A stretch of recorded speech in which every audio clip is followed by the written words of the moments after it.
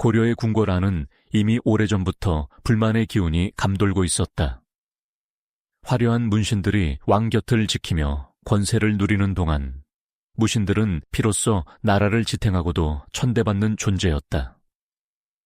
전장에서 몸을 던진 자들이 정작 궁 안에서는 하인처럼 굴욕을 견뎌야 했다.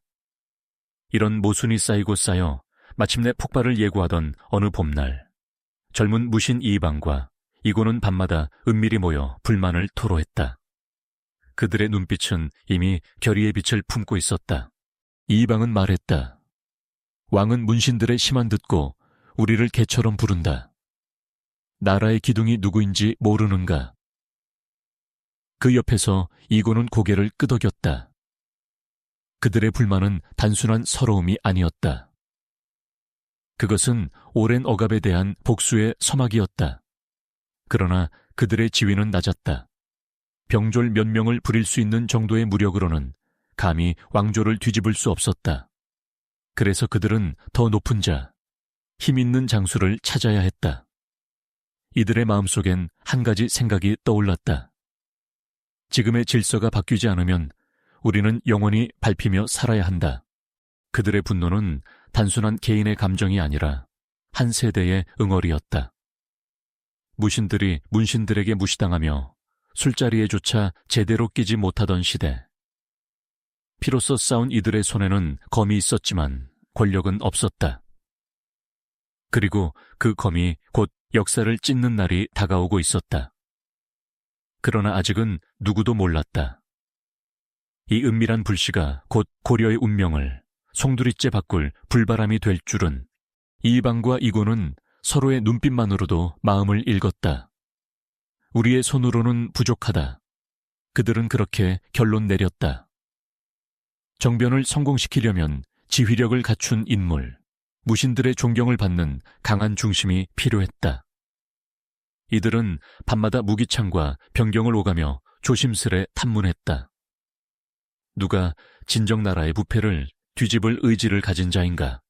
그들의 눈에 들어온 인물이 있었다. 이름은 정중부. 삼품 상장군의 가문에서 태어나 검을 쥐는 손끝이 흔들리지 않는 무인. 그러나 그보다 더 깊은 것은 그의 내면이었다. 그는 문신들에게 모욕당한 상처를 지닌 자라는 소문이 있었다. 과거에 황제의 시종이던 문신에게 뺨을 맞고도 참고 물러났던 그 굴욕의 날, 정중부의 눈빛이 흔들리지 않았다고 했다. 그는 그날 이후로 단 한 번도 웃지 않았다. 이방과 이고는 몰래 그를 찾아가 뜻을 전했다. 장군, 이 나라는 이미 썩었습니다. 무신들이 짐승처럼 취급받고 있습니다. 이제 누군가 칼을 들어야 할 때입니다. 정중부는 한참 동안 대답하지 않았다. 그의 시선은 마치 먼 곳, 잊고 싶었던 과거의 한 장면을 응시하는 듯했다. 잠시 후 그는 낮게 말했다. 내 아버지가 그랬지. 문신들이 해를 입으면 그 불길은 반드시 우리에게도 번진다고. 그 말 속엔 두려움이 아닌 예감이 섞여 있었다. 하지만 이방은 물러서지 않았다. 그 불길이 무섭다고 우리가 영원히 재 속에 살아야 합니까? 정중부의 주먹이 떨렸다. 그는 이미 결정을 내리고 있었는지도 모른다. 그날 밤 세 사람의 심장 속에는 다른 불이 타오르고 있었다. 한때 억눌린 자들의 피가 조용히 반역의 맹세로 끓어오르기 시작했다. 그러나 역사는 언제나 결단의 순간 앞에서 망설이는 자들을 시험한다. 정중부는 처음엔 선뜻 나서지 않았다. 그는 명분 없는 폭력의 끝이 얼마나 비참한지를 잘 알고 있었다. 피의 복수가 잠시의 통쾌함을 안겨줄지라도 그 후엔 더 큰 피가 흐른다는 것을. 그의 가문은 이미 수대에 걸쳐 무관이었고 그에게는 가문의 명예를 지키는 책임이 있었다. 칼을 빼는 일은 쉽다. 하지만 그 칼끝이 누구를 겨누게 될지는 아무도 모른다. 그는 그렇게 혼잣말을 내뱉었다. 이방과 이고는 그를 설득하기 위해 여러 차례 찾아왔다. 그러나 정중부는 매번 자리를 피했다. 그의 마음속에는 분노와 두려움이 서로 맞서고 있었다. 분노는 복수를 외쳤고 두려움은 생존을 속삭였다. 문신들은 여전히 권력을 독점하고 있었고 그들의 세력은 궁궐을 완전히 장악하고 있었다. 그들과 맞서 싸운다는 것은 단순한 반란이 아니라 왕조 전체를 흔드는 일이었다.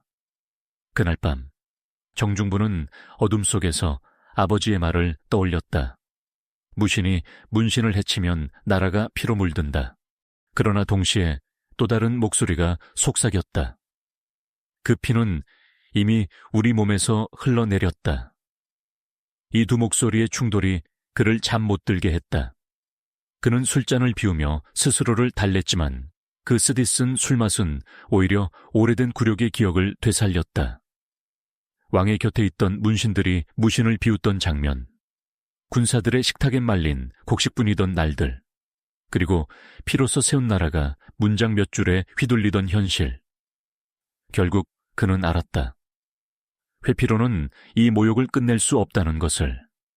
다만 그 결심이 행동으로 옮겨지기까지는 아직 시간이 필요했다. 그리고 그 시간이 다가올 때 고려의 역사는 완전히 달라질 운명이었다. 시간이 흘러도 이방과 이고의 결의는 꺾이지 않았다. 그들은 마침내 다시 정중부를 찾아갔다. 이전에 그가 거절했던 이유를 알고 있었기에 이번엔 다른 방식으로 접근했다. 무모한 반란이 아니라 무신의 존엄을 되찾는 의로운 변혁이라 설득한 것이다. 그 말은 정중부의 오래된 상처를 건드렸다. 수십 번의 전투를 승리로 이끌고도 문신 앞에 머리를 숙여야 했던 굴욕, 젊은 장군의 뺨을 때린 문신의 비웃음, 그리고 그 장면을 바라보던 궁궐의 침묵. 그 모든 기억이 다시 피처럼 끌어올랐다. 그날 밤 정중부는 홀로 불 꺼진 변경에서 오래된 검을 꺼냈다. 녹슨 칼날 위에 손가락을 얹자 오래전 피가 스며든 자국이 희미하게 비쳤다. 나라의 명예는 잃었어도 무인의 자존은 잃지 않겠다. 그는 낮게 중얼거렸다. 그리고 마침내 결심했다. 이제는 참는 것이 죄다. 이방과 이고는 그가 고개를 끄덕이자 눈빛을 교환했다. 오랜 기다림이 끝나고 있었다. 이들의 결의는 단순한 반란의 음모가 아니었다. 그것은 억눌린 세대의 분노, 그리고 역사적 복수의 선언이었다. 철릴 70년 봄의 끝자락. 세 사람은 비밀리에 회합을 가졌다. 누구도 모르는 곳 기와 밑에 스며든 불빛 아래에서 그들은 맹세했다. 오늘의 피는 무신의 피다. 그러나 내일의 피는 문신의 것이리라. 그 맹세는 기록에도 남지 않았고 증인도 없었다. 그러나 그날 이후 고려의 공기는 달라졌다. 무신들은 낮은 자세로 고개를 숙였지만 그 눈빛은 더 이상 복종하지 않았다. 그리고 그들 곁에서 잠들지 않는 그림자 하나. 바로 정변이라는 이름의 운명이었다. 1170년 4월 8일 봄바람이 개경의 궁궐을 스쳐갔다. 그날은 왕이 즐겨하던 연회가 열리는 날이었다. 왕은 문신들과 함께 시를 읽고 술을 마시며 세월의 고단함을 잊고 있었다. 잔이 오가고 웃음이 터지는 자리, 문신들의 옷자락은 향기로운 향으로 물들어 있었다. 그러나 그들의 바로 곁 호위를 서던 무신들은 말없이 서 있었다. 손에는 검이, 배에는 허기만이 남아 있었다. 그때 이방이 정중부에게 속삭였다. 보시오, 왕은 저들을 위해 잔을 올리고 우리는 허기를 삼킨다. 이것이 나라입니까? 그 한마디에 정중부의 눈빛이 흔들렸다. 마음속 깊은 곳에서 잊고 싶었던 기억이 떠올랐다. 자신이 문신에게 모욕당하던 그날의 장면, 그리고 아무도 자신을 위해 일어서지 않았던 그 침묵의 궁궐, 그 굴욕이 지금 이 순간 연회의 소음과 함께 되살아났다. 정중부는 그저 고개를 숙였다. 하지만 그의 내면에서는 이미 불길이 피어나고 있었다. 문신들의 웃음이 칼끝처럼 귀를 찔렀다. 왕이 시를 읊을 때마다 그의 손은 검자루로 향했다. 밤은 깊어갔다. 술과 시가 이어지는 동안 무신들은 아무 말 없이 자리를 지켰다. 그들의 침묵은 복종이 아니라 폭풍 전의 고요였다. 그날 밤 이후 세 사람의 모의는 더욱 구체적이 되었다. 그들은 왕의 나들이 일정을 알아내고 경호 인원과 무기 배치를 파악했다. 왕이 궁 밖으로 나서는 순간이 곧 하늘이 뒤집히는 신호가 될 것이다. 정중부는 그날의 연회를 잊지 않았다. 그들의 웃음소리가 멈출 날이 온다. 그것이 무신정변의 불씨가 완전히 타오른 순간이었다. 여름의 끝, 왕은 지루한 궁 생활에 실증을 느끼고 있었다. 그때 문신들이 감히 제안했다. 폐하, 멀리 나들이를 가시면 어떻겠습니까? 보현원으로 가시죠. 산세가 수려하고 바람이 좋습니다. 왕은 흔쾌히 승낙했다. 하지만 그 결정이 곧 운명의 함정이 될 줄은 몰랐다. 보현원은 궁궐에서 멀리 떨어진 절이었다. 과거 여러 왕들이 머물렀던 장소이자 왕의 휴식처로 자주 이용되던 곳. 그러나 이번 행체는 평소보다 경호 인원이 적었다. 호위대는 소수였고 많은 무신들이 교대로 배치되어 있었다. 바로 그 틈이 정중부와 이의방, 이구에게는 하늘이 내린 기회였다. 그들은 속으로 결심했다. 이곳이 아니면 기회는 없다. 왕이 궁을 떠나면 문신들의 권력망은 일시적으로 느슨해진다. 궁궐의 중심이 비는 순간 그 틈으로 역사가 흘러 들어올 것이다. 왕의 행렬이 길게 늘어섰다. 앞에서는 음악이 울리고 뒤에서는 말발굽이 먼지를 일으켰다. 그 행렬 한켠에 정중부가 있었다. 그는 무표정한 얼굴로 말을 몰았지만 손등에 핏줄이 선명히 드러나 있었다. 오늘이 아니면 다시는 기회가 없다. 그날의 하늘은 유난히 맑았다. 그러나 그 푸른 하늘 아래 이미 피의 그림자가 드리워지고 있었다. 무신들은 각자 위치를 점검했다. 거사 후에 이동 경로, 통신신호, 그리고 왕을 포위할 순간까지 모두 계산해 두었다. 보현원으로 향하는 길은 평화로웠으나 그 길 끝에는 고려의 질서를 무너뜨릴 폭풍이 기다리고 있었다. 왕이 웃으며 말했다. 오늘은 근심을 잊고 즐기자. 그 순간 정중부의 눈빛이 빛났다. 폐하, 이제 근심은 우리 차지입니다. 슈레아, 왕의 일행이 보현원에 머물며 휴식을 즐기던 날, 궁 밖의 공기는 평화로웠다. 그러나 그 평화는 오래가지 않았다. 왕은 무신들의 노고를 위로한다며 오병수바키 우빙 쇼우보시라는 무예 시합을 열었다. 본래는 군사들의 기량을 겨루는 일종의 격투 행사였고 뛰어난 무사는 관직을 얻는 기회로 여겨졌다.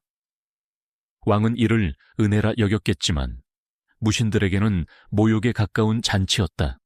그날 시합장에는 문신들과 왕이 웃으며 자리를 잡았다. 무신들은 피가 묻은 손으로 검을 쥐고 왕 앞에서 서로 싸워야 했다.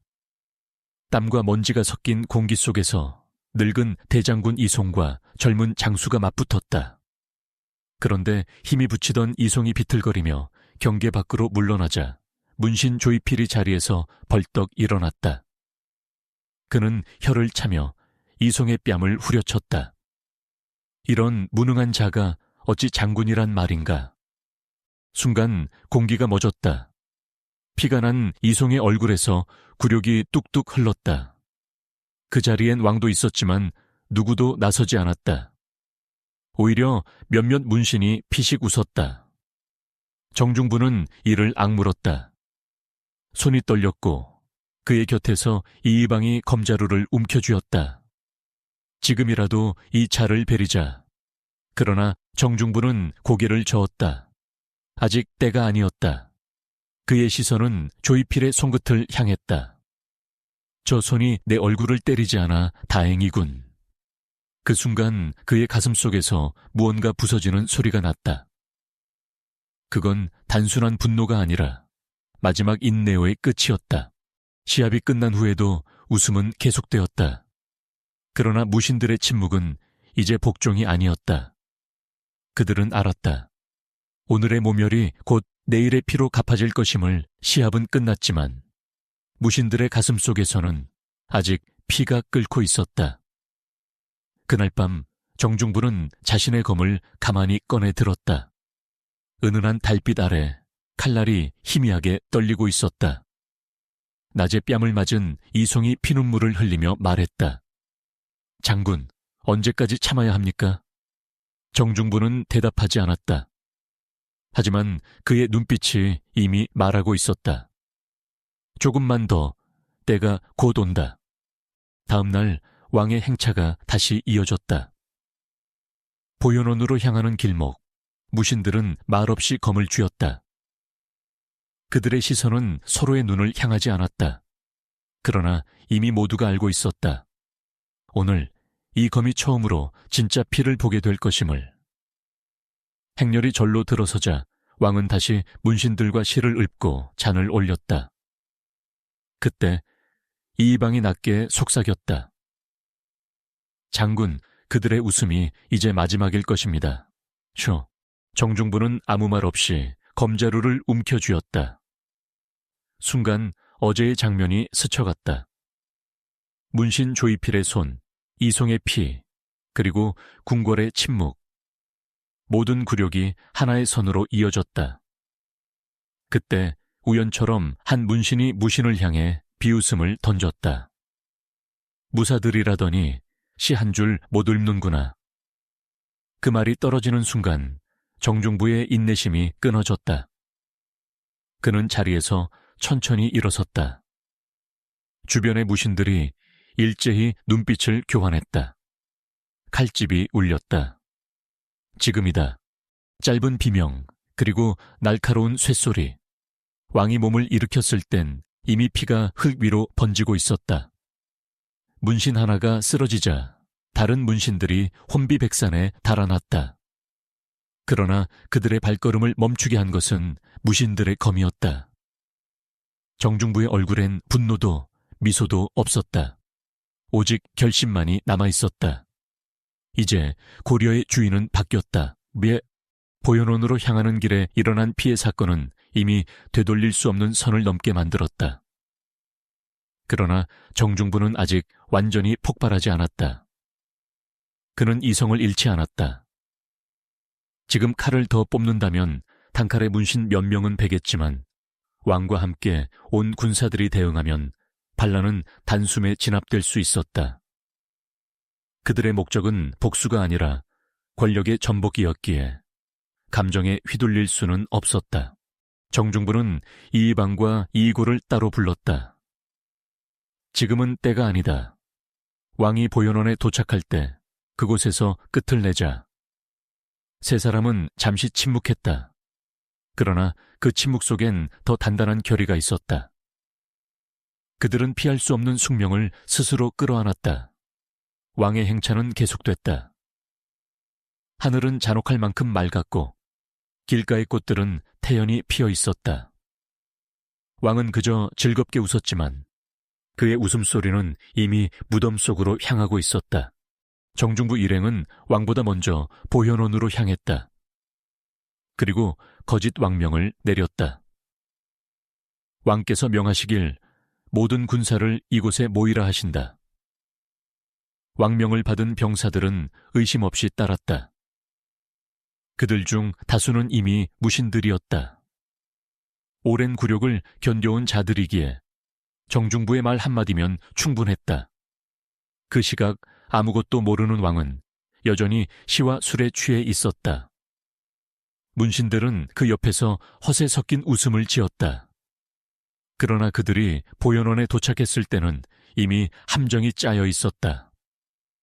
무신들의 눈빛은 싸늘했고 검자루엔 피보다 무거운 분노가 스며 있었다.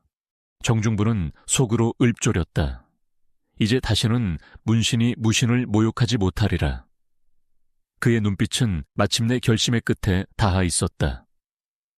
왕이 보현원에 도착하자마자 공기는 이상하게 가라앉아 있었다. 바람은 멎었고 새소리조차 들리지 않았다. 왕은 어렴풋이 불길한 기운을 느꼈지만 그 의미를 깨닫기엔 너무 늦었다. 이미 무신들이 왕을 호위한다는 명목으로 사찰 주변을 완전히 포위하고 있었기 때문이다. 그날 밤 연회는 또다시 열렸다. 그러나 이번에는 웃음 대신 숨죽인 긴장감이 감돌았다. 문신들이 잔을 들었을 때 정중부가 자리에서 일어섰다. 그는 말없이 관모를 벗고 오른쪽 어깨를 드러냈다. 이는 무신들끼리 미리 약속한 신호였다. 곧이어 이방과 이고도 같은 자세를 취했다. 그 순간 칼날이 번뜩였다. 문신을 남기지 마라. 정중부의 낮고 단단한 목소리가 울렸다. 비명과 피비린내가 동시에 터져 나왔다. 오랜 세월 눌러왔던 분노가 한순간 폭발하듯 무신들은 검을 휘둘렀다. 문신들은 도망쳤으나 이미 길은 막혀 있었다. 이방의 칼날이 허공을 가르고 이고의 창끝이 피를 흩뿌렸다. 왕의 곁에 있던 측근들은 허둥지둥 뒤로 물러났고 일부는 그대로 무릎을 꿇었다. 폐하, 몸을 피하시옵소서. 누군가 외쳤지만 왕은 이미 공포에 휩싸여 있었다. 피가 옷자락에 튀었다. 눈앞에서 신하들이 하나둘 쓰러졌다. 정중부는 그 모습을 지켜보며 한숨을 내쉬었다. 그 한숨은 슬픔도 연민도 아닌 역사를 바꾸는 자의 냉정한 각오였다. 밤새 피가 흐르고 새벽녘 보현원의 마당은 시신으로 뒤덮였다. 그날의 하늘은 붉게 물들었고 고려의 질서는 그 피 위에서 무너졌다. 무신정변, 그 이름은 그렇게 태어났다. 그리고 그날 이후 고려의 권력은 다시는 예전으로 돌아가지 않았다. 보현원의 피가 식기도 전에 정중부는 이미 다음 수를 준비하고 있었다. 단순한 복수로는 충분하지 않았다. 권력의 구조 자체를 바꿔야 했다. 왕이 있는 한 문신들의 질서는 언제든 다시 살아날 수 있었다. 그래서 그는 냉정하게 결심했다. 왕을 멀리 보내라. 정중부는 그날 밤 잔혹할 만큼 차분한 목소리로 명령을 내렸다. 왕을 개경에서 격리하라. 다시는 그가 궁궐로 돌아오지 못하게 하라. 왕은 믿을 수 없다는 듯 외쳤다. 나는 고려의 왕이다. 감히 네가 나를 가두려 하느냐. 그러나 이미 왕의 곁에는 충신도 병사도 남지 않았다. 무신들의 칼끝이 진실보다 빠르게 답했다. 이방이 앞장서 왕을 끌어냈다. 폐하, 이제는 편히 쉬소서. 역사의 무게는 우리가 지겠습니다. 그 말은 공손했지만 냉소였다. 왕은 결국 외딴 섬, 바다로 둘러싸인 유배지로 끌려갔다. 파도 소리만이 그의 마지막 신하였다. 왕이 사라진 뒤 궁궐은 공허했다. 그러나 그 공허 속에서 새로운 권력이 움텄다. 정중부와 이방, 그리고 무신들이 세운 새로운 질서. 그들은 명분을 세워야 했다. 새로운 왕이 필요했다. 그래서 그들은 인종의 셋째 아들을 불러냈다. 젊고 순하며 자신들에게 위협이 되지 않는 인물. 그가 바로 고려 제19대 왕, 명종이었다. 즉위식은 피비린내 속에서 조용히 치러졌다. 새 왕은 형식적으로 즉위했지만 실권은 이미 정중부의 손에 있었다. 문신의 나라가 끝나고 무신의 시대가 시작된 것이다. 그날 정중부는 하늘을 올려다보며 속삭였다. 우리가 잃은 것은 왕의 은총이 아니라 인간의 존엄이었다. 이제 그것을 되찾았을 뿐이다. 그러나 피로 세운 권력은 언제나 피를 부른다. 정중부의 눈빛에는 이미 다음 폭풍의 그림자가 스며 있었다. 왕이 유폐된 뒤에도 궁궐에는 아직 피의 그림자가 가시지 않았다. 정중부와 이방은 승리했지만 그들의 심장은 결코 편하지 않았다. 문신 세력의 잔재와 궁중 환관들, 그리고 도망친 자들이 언제 방역할지 알 수 없었기 때문이다. 그들은 다시 칼을 들었다. 이번에는 보복이 아니라 정리라는 이름의 숙청이었다. 정중부는 거침없었다. 반역의 기미가 있는 자는 밤새 불려가 목숨을 잃었다. 한때 왕을 보좌하던 문신들은 하나둘 사라졌고 궁궐의 회랑은 피로 물들었다. 그러나 그는 알고 있었다. 공포로 세운 권력은 오래가지 않는다. 그렇기에 그는 무신들 사이의 균형도 신경 썼다. 그가 막지 않았다면 분노에 휩싸인 하급 무사들이 남은 문신들을 모조리 죽였을 것이다. 정중부는 그들을 제지하며 말했다. 문신이 다 사라지면 나라를 누가 기록하겠는가? 칼로는 나라를 세울 수 있으나 글로는 나라를 지탱한다. 하지만 그의 말은 모두에게 통하지 않았다. 피로 맛을 본 일부 무사들은 복수의 칼끝을 멈추지 않았다. 시체는 강물에 던져졌고 불타는 집들이 개경의 밤을 붉게 물들였다. 백성들은 숨을 죽였고 그들은 이해하지 못했다. 나라를 지키던 무신들이 왜 나라를 찢고 있는지를. 며칠 후 정중부는 왕좌 앞에 홀로 섰다. 모든 것이 그의 뜻대로 되었지만 표정은 어두웠다.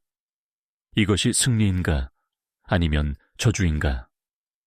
그는 스스로에게 물었다. 그렇게 시작된 무신 정권의 세월은 100년을 이어졌지만 그 첫날의 피냄새는 끝내 사라지지 않았다. 권력의 주인이 바뀌어도 인간의 욕망은 변하지 않았다. 정중부의 눈앞에 스치는 장면, 문신의 뺨, 왕의 침묵, 그리고 자신이 휘두른 검. 그는 알았다. 피로 세운 정의는 결국 또 다른 피를 부른다는 것을. 그것이 고려 무신정변이 남긴 가장 깊은 교훈이었다.